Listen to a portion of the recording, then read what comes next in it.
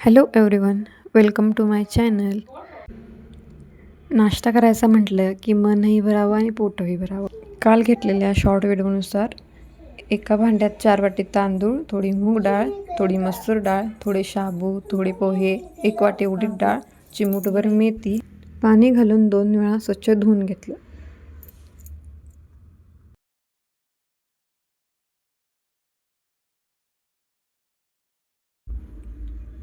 पाण्यानं स्वच्छ धुवून झाल्यावर ते पाणी घालून परत 4 ते 5 तासासाठी भिजायला ठेवलेलं.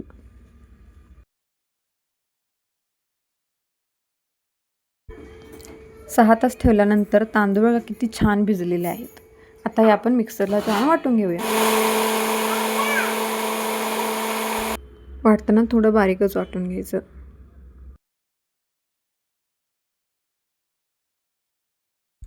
मिक्सरला वाटून झालं आता त्यात थोडी साखर, थोडं मीठ, थोडा खायचा सोडा हे 3 पदार्थ घालून छान हाताने हलवून घेऊन तसंच झाकून ठेवायचं. आता हे बारीक केलेलं तांदूळ 6 ते 8 तासापर्यंत तसंच ठेवायला पाहिजे. सकाळी बघितल्यावर आमचं खूप छान आलेलं. याचं बॅटर तर इतके मस्त झालेलं की याचे अप्पे खूप छान येणार.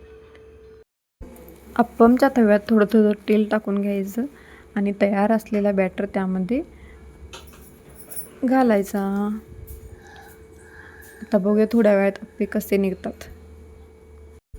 जर तुम्हाला हवे असेल तर अप्प्याच्या बॅटरमध्ये कांदा, टोमॅटो, मिरची आणि कोथिंबीर हे घालूनही तुम्ही अप्पे बनवू शकता. अरे वा, अप्पे किती मस्त झाले, टमटमीत फुगलेत.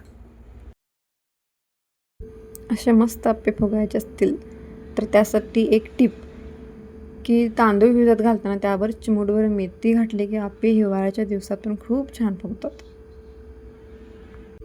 बघता क्षणी तोंडाला पाणी अशी अप्पे बघून आमची अवस्था झालेली आहे.